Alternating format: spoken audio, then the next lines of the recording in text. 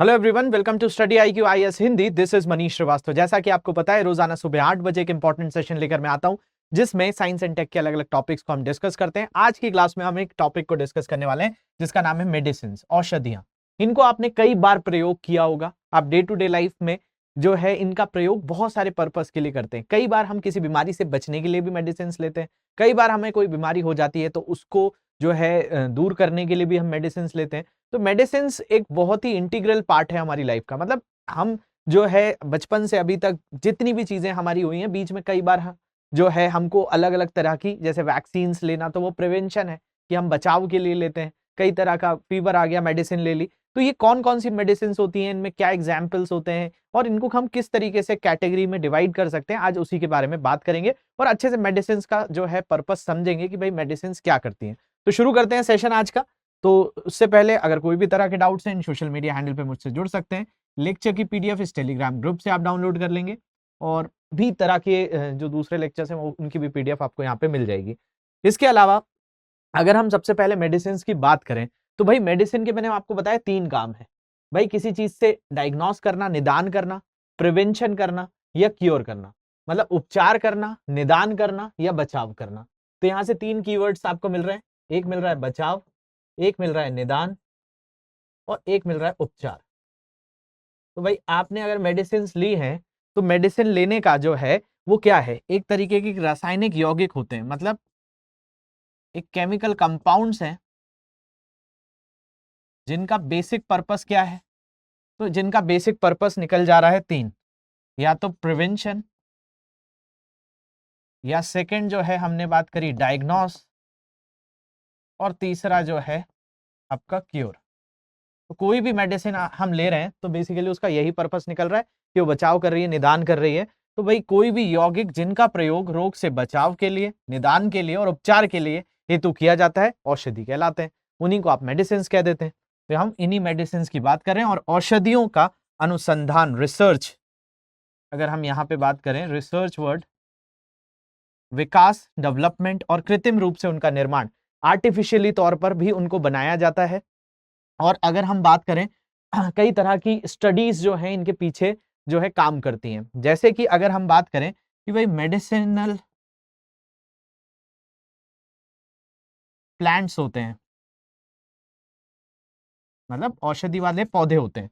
अब कई तरह की चीजें होती हैं, उनसे क्योर हो जाता है। लेकिन वही चीज क्या होती है जब आर्टिफिशियली तौर पर बनाई जाती है। जैसे कि अगर हम बात करें टर्मरिक,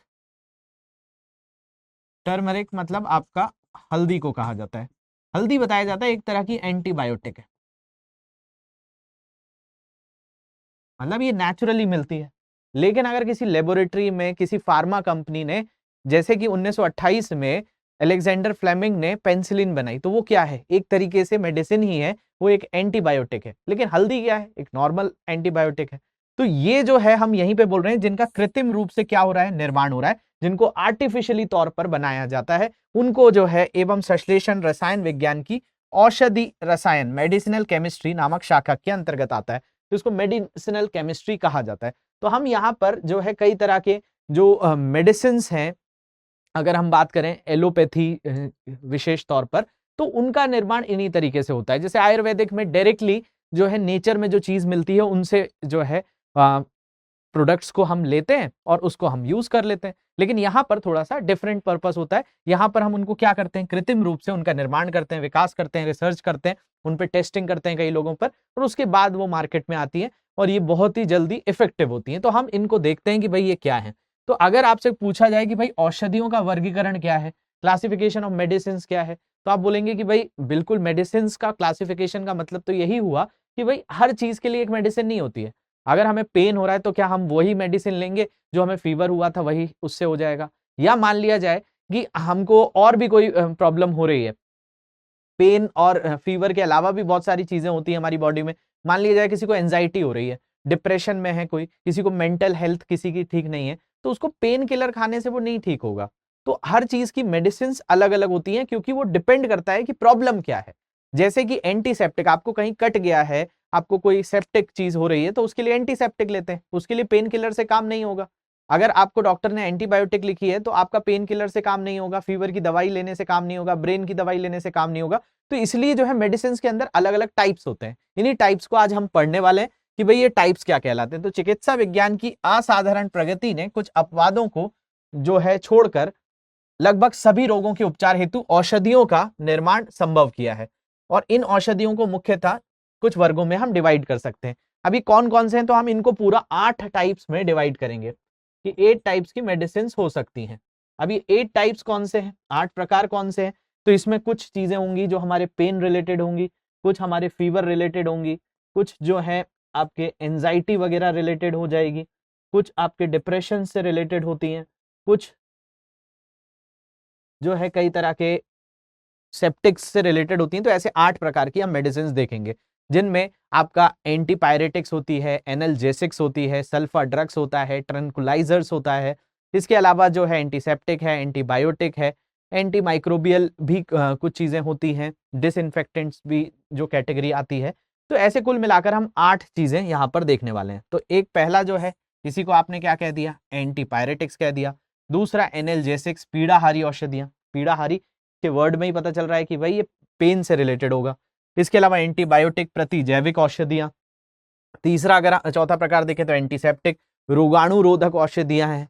इसके अलावा जो है डिसइंफेक्टेंट्स, संक्रामक औषधियां होती हैं डिसइंफेक्टेंट के तौर पे। इसके अलावा सल्फा ड्रग्स या सल्फोनामाइड जिनको कहा जाता है। इसके अलावा एनेस्थेटिक्स, निश्चेतक औषधियां होती हैं। इसके अलावा जो है एक और होता है ट्रैंक्विलाइजर, जिनको हिंदी में प्रशांतक कहा जाता है। तो इन सारी चीजों के बारे में हम डिटेल में बात करेंगे, एक एक चीज को कवर करेंगे। तो आज के सेशन में हम पूरी मेडिसिन को देख लेंगे, इनके एग्जाम्पल्स भी देखेंगे। जो आपने कई बार मेडिकल स्टोर से दवाई खरीदी होंगी, तो भाई आप जो है इतना बेसिक फॉर्म में आप भी समझ पाएंगे कि भाई ये दवाई किस चीज के लिए दी गई है, इनका क्या मेन पर्पस होता है। तो एक नॉर्मल अवेयरनेस के तौर पर भी आपको कुछ चीजें पता होनी चाहिए। तो ये चैप्टर आपका दिया हुआ है, तो शुरू करते हैं। तो सबसे पहले हम एंटीपायरेटिक्स की बात करते हैं, क्योंकि ये जो एक चीज है जिनको हिंदी में कहा जाता है प्रतिज्वरकारी। अब देखिए ज्वर वर्ड जो है ये किससे रिलेटेड है। जब आपको फीवर आता है तो उसी को ज्वर कहा जाता है, कि ज्वर है हिंदी में। तो प्रतिज्वरकारी, प्रति शब्द जहां पर भी आ जाएगा वो ऑपोजिट है, जो बुखार को दूर कर दे। तो एंटीपायरेटिक्स का मतलब ऐसी मेडिसिन लेना जिससे हमारी बॉडी में फीवर आ गया। तो फीवर भी एक तरीके की इम्यूनिटी ही होती है, कि कई तरह की हमारी बॉडी के अंतर्गत कोई इन्फेक्शन होना चालू हो गया है या कुछ भी होता है, तो हमारी बॉडी का टेम्परेचर बढ़कर उससे लड़ने की मदद करता है। तो फीवर कई बार हमारी बॉडी के लिए अच्छा होता है, जो कि आपको कई इंडिकेशंस देता है कि हम जो है किसी चीज से लड़ रहे हैं। और उस चीज को कम करने के लिए बॉडी को अलग से एक मेडिसिन दी जाती है, जिसको क्या कहा जाता है, प्रतिज्वरकारी कहा जाता है। तो प्रतिज्वरकारी औषधियों का प्रयोग शरीर के उच्च ताप, बुखार, फीवर या पीड़ा को कम करने के लिए किया जाता है। तो मेनली बॉडी एक भी उसी चीज से होता है। और शरीर का ताप मुख्यतः शरीर में उपस्थित जो आपके प्रोस्टाग्लैंडिन को लिपिड कंपाउंड्स के कारण बढ़ता है। तो ये कोई भी इंफेक्शन होता है तो ये चीज बढ़ने लगती है। और प्रतिज्वरकारी औषधियां मस्तिष्क के हाइपोथैलेमस के माध्यम से शरीर के ताप को नियंत्रित करती है, तो ये दे दी जाती है। तो बहुत सारी आप लोग जो है मेडिसिन ऐसी खाते हैं जिससे फीवर कम हो जाता है। तो इसमें आपने ये कई बार खाई होगी, पैरासीटामोल, ब्रूफेन, क्रोसिन, एस्पिरिन, एनल्जिन। ये सारी मेडिसिन क्या हैं, तो ये सब आती हैं एंटीपायरेटिक्स के अंदर। तो इनका मेन पर्पस आपकी बॉडी के टेम्परेचर को कम करना है। वैसे हमारी नॉर्मल बॉडी टेम्परेचर होना चाहिए 37 डिग्री सेल्सियस, और फ़ारेनहाइट में अगर हम बात करें तो 98.6 डिग्री फ़ारेनहाइट ये होना चाहिए। अगर इससे कहीं ज़्यादा होता है, 99 भी है, तो वो भी नॉर्मल होता है। जैसे 100, 101, 102 हो जाता है, तो वो उस स्थिति में सोचना पड़ता है। अब देखिए दूसरी चीज़ है एनाल्जेसिक्स। एनाल्जेसिक्स में जाएं तो यहाँ पर हिंदी शब्द हमको सीधे दे रहा है, तो इंग्लिश वर्ड ही आपको एग्जाम्स में पूछा जाएगा कि भाई पीड़ाहारी औषधियां, सीधे आपको समझ में आ जाएगा भाई पीड़ा से रिलेटेड है, आपको पेन से रिलेटेड है।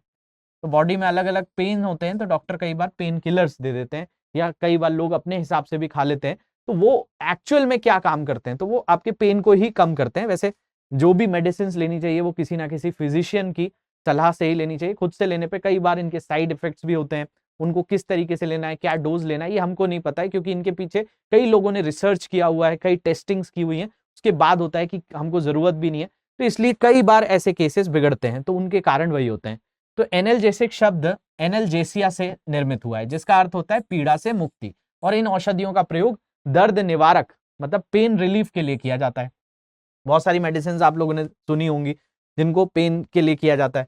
तो प्रमुख पीड़ाहारी औषधियों में मॉर्फिन आ जाता है, पैरासिटामोल, एस्पिरिन आ जाता है, आइब्यूप्रोफेन जो होता है इसको भी लिया जाता है एनाल्जेसिक्स के तौर पे। इसके बाद एंटीबायोटिक्स की बात करें, प्रतिजैविक औषधियां। अब देखिए होता क्या है, कभी ना कभी आपको फीवर आया होगा, वायरल हुआ होगा, तो इनमें क्या होता है आपकी बॉडी में कई ऐसे बैक्टीरिया अटैक होने लगते हैं जो हमारे लिए अच्छे नहीं होते। तो इसलिए जो है एक डोज दिया जाता है पूरा की फीवर की दवा के साथ आपको एक एंटीबायोटिक भी लिख दी जाती है कि वो एंटीबायोटिक आपकी बॉडी में जो बैक्टीरियल इन्फेक्शन हुआ है उस चीज से लड़ने में मदद करता है। तो बैक्टीरिया के लिए ही काम करती है एंटीबायोटिक। लेकिन आपने कई बार देखा होगा कि भाई आपको कोई वायरल फीवर भी हुआ है, वायरल का मतलब आपको कोई वायरस इन्फेक्शन भी हुआ है, तो वायरस में भी डॉक्टर एंटीबायोटिक लिख देता है। तो आप सोचेंगे कि भाई कोविड-19 जब हुआ तो कोविड-19 में ये भी तो एक वायरस ही था, तो इससे एंटीबायोटिक से काम क्यों नहीं हो रहा था, हमें वैक्सीन क्यों लगवानी पड़ी? तो बेसिकली जब भी आपको फीवर होता है, वायरस से भी हो, कई तरह के वायरल चीजें होती हैं, तो उनमें भी बताया जाता है कि बॉडी में कई तरह के बैक्टीरिया इन्फेक्शन हो जाते हैं, तो उनसे बचाव के लिए डॉक्टर्स एंटीबायोटिक लिखते हैं। लेकिन एंटीबायोटिक का कोई इफेक्ट वायरस के ऊपर नहीं होता, याद रखेंगे। वायरस होने के बाद, हमारी बॉडी में वायरस के अटैक होने के बाद कई बैक्टीरिया जो है हमारी बॉडी में इफेक्ट करने लगते हैं, तो उनको रोकने के लिए आप एंटीबायोटिक लेते हैं। लेकिन अगर आपको एग्जाम में आए कि एंटीबायोटिक का कोई इफेक्ट हमारे उस पर होता है, वायरस के ऊपर होता है, तो वायरस के ऊपर इसका कोई इंपैक्ट नहीं होता है। तो याद रखेंगे, प्रतिजैविक औषधियों का उपयोग जीवाणु, बैक्टीरिया, सूक्ष्म जीवों, माइक्रोब से उत्पन्न संक्रमण से बचाव और उपचार हेतु किया जाता है। इसलिए जो है डॉक्टर इनको साथ में डोज को लिखते हैं। प्रतिजैविक औषधियां शरीर में उपस्थित जीवाणु एवं रोगाणुओं को नष्ट करती हैं अथवा उनकी वृद्धि को रोक देती हैं। कई बार ये अच्छे बैक्टीरिया को भी रोक देती हैं, इसलिए जो है कई बार सलाह जो होती है डॉक्टर तभी लिखता है जब आपको बेसिकली बहुत ज्यादा नीड होती है, तभी एंटीबायोटिक्स लिखते हैं, क्योंकि इनका इंपैक्ट भी होता है बॉडी पे। ये औषधियां स्वयं सूक्ष्म जीवों से निर्मित होती हैं, इनको माइक्रोब से खुद बनाया गया है। और अगर हम बात करें अलेक्जेंडर फ्लेमिंग, इन्होंने क्रांति ला दी है इस फील्ड में। 1928 में अलेक्जेंडर फ्लेमिंग साहब ने पेनिसिलिन की खोज की थी। अब पेनिसिलिन आज भी कई तरह के इन्फेक्शंस हो जाते हैं, तो कई ऑपरेशंस की जगह ये मेडिसिन काम करती हैं। लेकिन उस समय जब ये चीजें नहीं हुआ करती थी 1928 से पहले, तो कई बार सल्फर ड्रग्स लिए जाते थे, वो भी वही काम करते थे, लेकिन उनका इंपैक्ट ज्यादा होता था, कई बार मौत हो जाती थी उससे। तो पेनिसिलिन के बाद सेफ यूज होना चालू हुआ, तो इनको काफी क्रेडिट जाता है इस चीज का। पेनिसिलिन प्रथम प्रतिजैविक औषधि है, फर्स्ट एंटीबायोटिक। अगर कोई पूछे तो आप उसको एग्जाम्पल दे देंगे किसका, पेनिसिलिन का। और इसका आविष्कार 1928 में अलेक्जेंडर फ्लेमिंग इंग्लैंड में किया था। इसका प्रयोग विभिन्न प्रकार के जीवाणु जनित जो संक्रमण होते हैं उनके उपचार के लिए किया जाता है। इनके एग्जाम्पल्स आप देखेंगे तो एमॉक्सिलिन होता है, एजियोमाइसिन या एजिथ्रोमाइसिन करके का आपने कई मेडिसिन खाई होगी, या क्लिंडन माइसिन जो है ये मेनली होती है यहाँ पर, ये एजिथ्रोमाइसिन की बात कर रहे हैं हम, एजिथ्रो, ये इसको थ्रो कर लेंगे, एजिथ्रोमाइसिन है ये। और ये क्लिंडेनमाइसिन, ये कुछ दवाइयाँ आपने कई बार खरीदी हो तो आपको पता होगा। इसके बाद कुछ चीजें होती हैं एंटीसेप्टिक। एंटीसेप्टिक की बात करें, घर में बोरोप्लस यूज किया होगा आपने, डिटॉल बचपन से देखा होगा, सेवलॉन, ये तो ये सारी चीजें क्या है, सेप्टिक होने से बॉडी को बचाती हैं। तो सेप्टिक के लिए ये क्या हो गया, तो ये रोगाणु रोधक है। रोगाणुओं को कि आपकी बॉडी में कहीं कट लग गया तो इन्फेक्शन हो सकता है, तो उससे बचाने के लिए किसका उपयोग किया जाता है, एंटीसेप्टिक्स का किया जाता है। तो रोगाणु रोधक औषधियां प्रति सूक्ष्म जीवाणु पदार्थ हैं, एंटीमाइक्रोबियल सब्सटेंस होती हैं, जिनका प्रयोग क्षतिग्रस्त त्वचा, चोट लगने अथवा जलने के लगे घावों को संक्रमण से बचाने और शीघ्र उपचार के लिए किया जाता है। तो इनको आप कई बार खेलते हुए भी यूज किया होगा। प्रमुख रोगाणु रोधक जो है फिनॉल है, फॉर्मेल्डिहाइड है, हाइड्रोजन परऑक्साइड है, एथाइल एल्कोहल है, आयोडीन टिंचर होता है, हाइपोक्लोरस अम्ल होता है, सोफ्रामाइसिन, बोरिक एसिड। कई बार कभी आपको चोट लग गई हो तो डॉक्टर जो है ये इन सारी चीजों का इस्तेमाल करता है चोट को साफ करने के लिए, जब जलन बहुत होती है तो वो एंटीसेप्टिक्स होते हैं। ऐसे ही होते हैं डिसइंफेक्टेंट्स। अब डिसइंफेक्टेंट्स ज्यादा खतरनाक होते हैं एंटीसेप्टिक के मुकाबले। जैसे कि आप घरों में कई फर्श की सफाई करनी है तो उनकी जगह क्या करते हैं हम, यही विसंक्रामक औषधियों का प्रयोग करते हैं। तो विसंक्रामकों का प्रयोग वस्तुओं, विभिन्न उपकरणों एवं स्थानों को जो है फर्श, नालियां आदियों को कीटाणु और जीवाणु मुक्त बनाने के लिए किया जाता है। और विसंक्रामक का प्रयोग सजीवों पर नहीं किया जाता, मतलब ये लिविंग बीइंग्स पे नहीं किया जाता, फर्श के ऊपर। जो ह्यूमन पे करेंगे तो उनका असर होगा, क्योंकि ये जीवाणुरोधी औषधियां एंटीसेप्टिक की अपेक्षा अधिक विषाक्त, टॉक्सिक होती हैं। अगर इनको आपने कंज्यूम कर लिया तो डेथ हो जाएगी। तो प्रमुख विसंक्रामक औषधियां हैं फिनॉल, थाइमोल, इथेनॉल, आयोडीन आधारित विसंक्रामक अथवा आयोडर्स, क्लोरीन आधारित विसंक्रामक आते हैं, जिनको कई तरह की नालियां साफ करने के लिए, फर्श साफ करने के लिए किया जाता है। इसके बाद सल्फर ड्रग्स। सल्फर ड्रग्स या सल्फोनोमाइड की बात करें तो इनके नेगेटिव इंपैक्ट ज्यादा होते थे, इनको रिप्लेस किया है एंटीबायोटिक ने। तो इनके कॉमन सिम्टम जो है सेंसिटिविटी हो जाते हैं, स्वेलिंग हो जाती है इनको लेने पे, हैंड, फीट्स और टंग्स में, हाइव्स कई तरह के बॉडी पे चित्ते से हो जाते हैं। तो ये सारी चीजें इनसे होती है। तो सल्फोनामाइड जो है ये एक तरीके से SO2 और NH2 समूह युक्त कार्बनिक औषधियों का समूह है। लेकिन मैंने क्या बताया, ये एंटीबायोटिक से पहले इनका ही प्रयोग किया जाता था।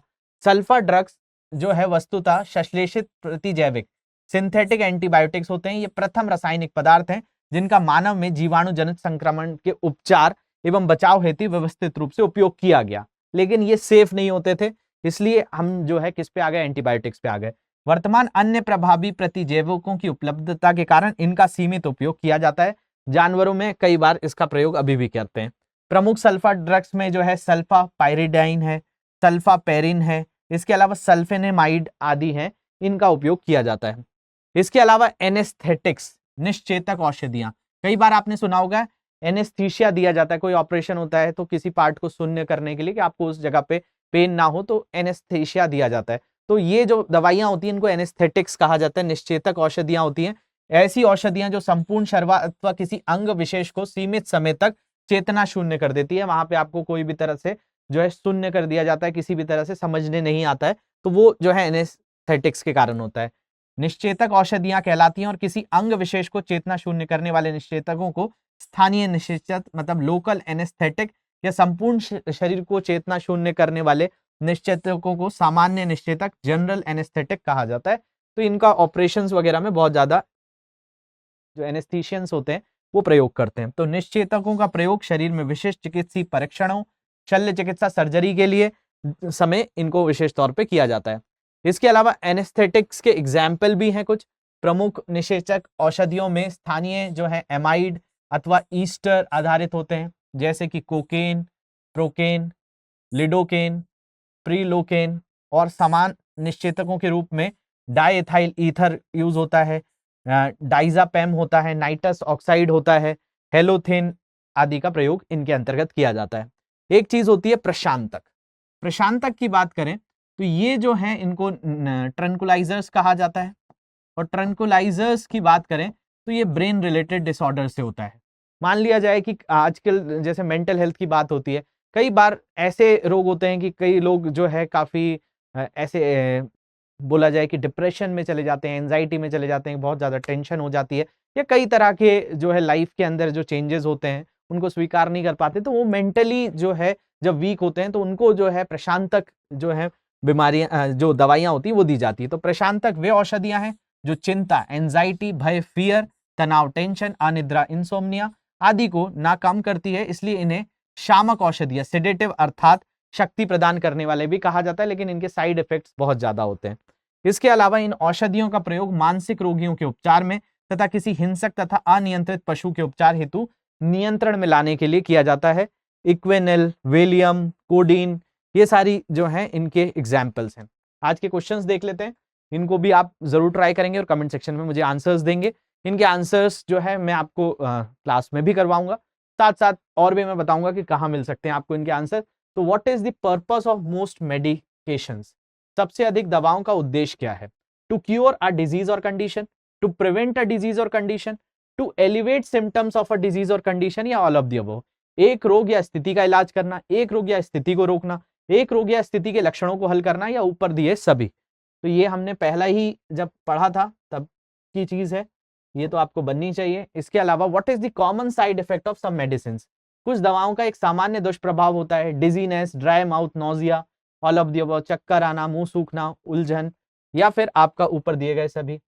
इसके अलावा how should you store most medicine, आप अधिकांश दवाओं को कैसे स्टोर करना चाहिए, in a cool dry place, in the refrigerator, in the dark humid environment, in a sunny warm location, ठंडी सूखी जगह में, रेफ्रिजरेटर में, एक अंधेरे नम वातावरण में, या धूप या गर्म स्थान में।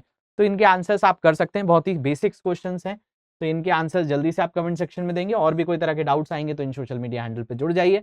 लेक्चर की पीडीएफ इस टेलीग्राम ग्रुप से आप डाउनलोड कर लीजिए। और भी कोई तरह के डाउट्स आते हैं तो मुझे मेल कर सकते हैं। इसके अलावा और कौन से टॉपिक्स जो आपको लगते हैं तो कमेंट सेक्शन में आप जरूर लिख दीजिएगा, उनके ऊपर भी मैं लेक्चर फ्रेम जरूर कर दूंगा। Thank you very much for watching this, have a great day. Hindi में यूपीएससी की तैयारी से संबंधित प्रोग्राम्स को देखने के लिए सब्सक्राइब करें स्टडी IQ IAS हिंदी।